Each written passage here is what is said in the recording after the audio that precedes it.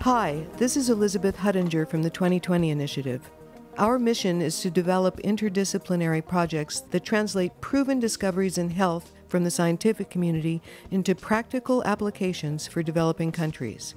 As part of their research on predator-prey relationships in the food web, scientists Armin Kuris, Kevin Lafferty, and their team at UC Santa Barbara studied how disruptions in the food chain, such as invasive species like these plants choking the river, or barriers to migration, like dams, can change parasitic diseases. Schistosomiasis is the world's fourth largest disease. The parasite are carried and released by tiny water snails. In Senegal, West Africa, schisto was caused by a new dam that unintentionally disrupted the ecosystem. It changed the flora, eliminated the prawn, caused hikes in the number of snails, resulting in an epidemic in millions of people who depend on rivers and lakes for washing their clothes, bathing, collecting household water, washing their animals, watering their herds, and swimming. The result is incapacitating parasitic infection of the liver, intestines, kidneys, and bladder. Our objective is to return the snail's predator to the habitat and break the cycle of disease. Restoring the indigenous prawn could be the most significant contribution so far in fighting schistosomiasis.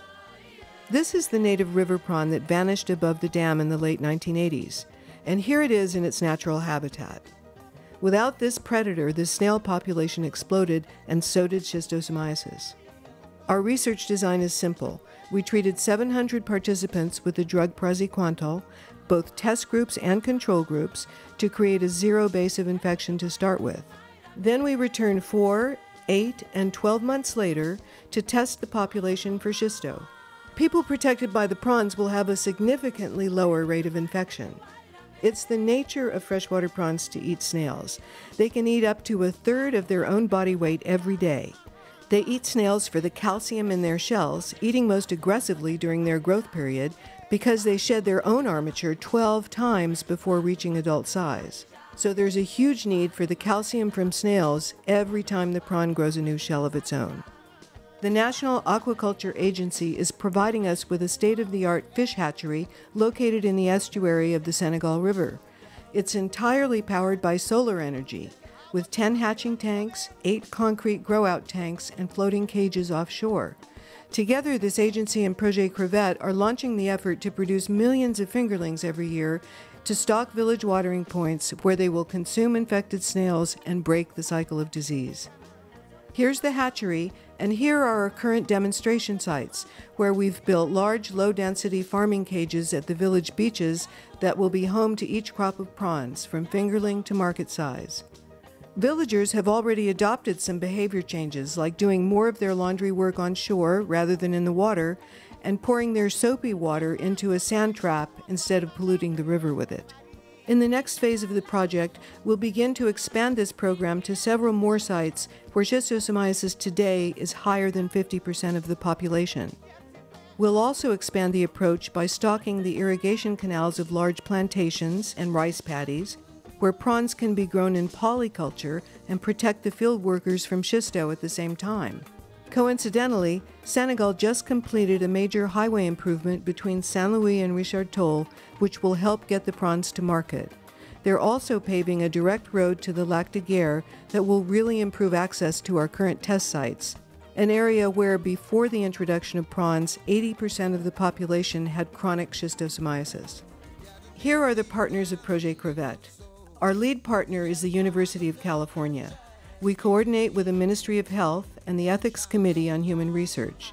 The National Aquaculture Agency is our lead technical partner, and we also have a number of international experts. The sustainability of schisto control is guaranteed by the fact that a sizable crop of freshwater prawns will be available to the villagers every 6 months to either eat or sell. Another benefit is prawns sell for about 5 times the price of fish. 38 team members work on this project on 3 continents. PROJET CREVETTE will be scaled up to be a sustainable free-range fishery that can be applied wherever dams have changed ecosystems and caused schisto. As a final note, let me report that the Dean of the Bren School of Environment Policy and Management at UC Santa Barbara said PROJET CREVETTE represents a new frontier in health where ecosystem management is used as a public health intervention. He said the project will break new ground in ecology, public health, food security, and economics. I hope you'll continue to follow our exciting progress. This is a unique convergence of villagers, doctors, and scientists coming together and solving one of the largest problems in global health. Just gathered ourselves to the corners of the earth to teach us some more about humility. Oh, can't we see? We've denied ourselves our blessings. In this time we learned our lessons that we should serve the Almighty.